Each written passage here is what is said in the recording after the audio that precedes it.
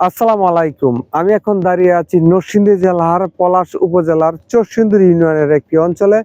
যে আমার পাশেই রয়েছে দেশবন্ধু সুগার মিল, আর আমার সামনে রয়েছে দা বান্ধব সুগার অ্যান্ড কটন মিলস। এর সামনেই আমি দাঁড়ানো রয়েছি, আর আমার পিছনে রয়েছে শীতললক্ষা নদী।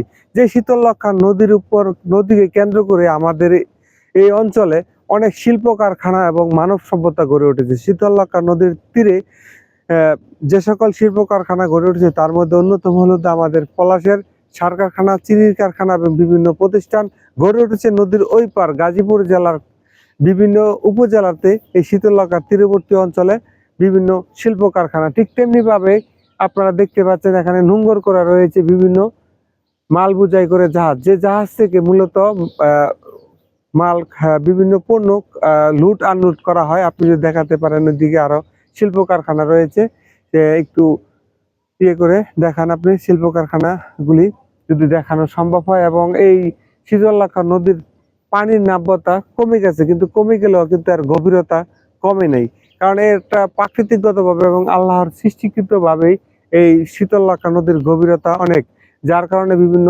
নৌযান চলাচলে কোনো সমস্যা হয় না। আপনারা দেখতে পাচ্ছেন নদীর ওই পারে কালীগঞ্জ অংশে যে শিল্প কারখানা গড়ে উঠেছে, সেই শিল্প কারখানার কিছু দৃশ্য মাঝখানে যে আমাদেরকে বিচ্ছিন্ন করেছে সেটা হচ্ছে শীতললক্ষা নদী। আর শীতললক্ষা নদীর উপর এরকম অনেকগুলো জাহাজ তাদের পণ্য নিয়ে এসেছে খালাস করার জন্য। আমি আপনাদেরকে দেখাবো এখন বান্ধব সুগার অ্যান্ড কটন মিলস এর বর্তমান অবস্থা। আপনারা দেখতে পাচ্ছেন দা বান্ধব সুগার অ্যান্ড কটন মিলস, তার বর্তমান অবস্থা। এই অবকাঠামোটার সামনের দিক দিয়ে খুব সুন্দরভাবে দাঁড়ানো থাকলেও এর ভিতরের অংশ অনেকটাই ধ্বংসপ্রাপ্ত হয়ে গেছে। আশেপাশে বিভিন্ন জমিতে চাষ করা হয়েছে ধান, চাষ করা হয়েছে এই অঞ্চলের সবচেয়ে মূল্যবান একটা সময় যে আখ তৈরি,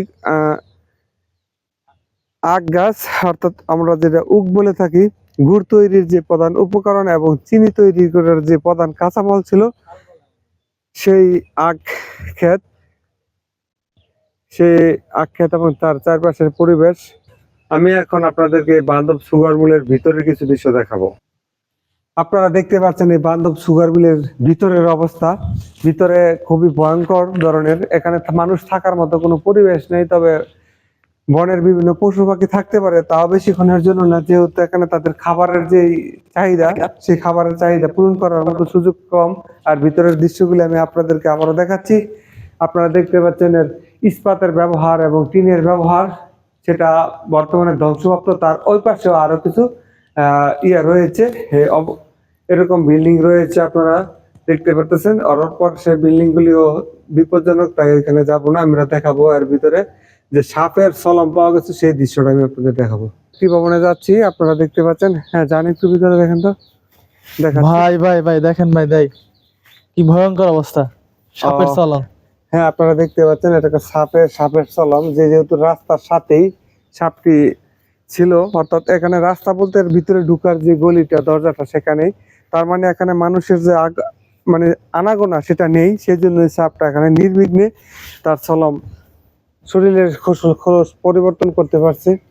আচ্ছা, আসসালামু আলাইকুম ভাই, ভালো আছেন? ওয়ালাইকুম আসসালাম। আসসালামু আলাইকুম ভাই। ওয়ালাইকুম আসসালাম। যে ভাই, এই যে আপনি ধ্বংসপ্রাপ্ত যে সুগার মিলের যে অবস্থাটা দেখলেন, এরকম কি আপনি কখনো দেখেছেন? বা ভাই আমি এরকম দেখি নাই, কিন্তু ব্রিটিশ আমলের অনেক সুন্দর একটা কারখানা ছিল।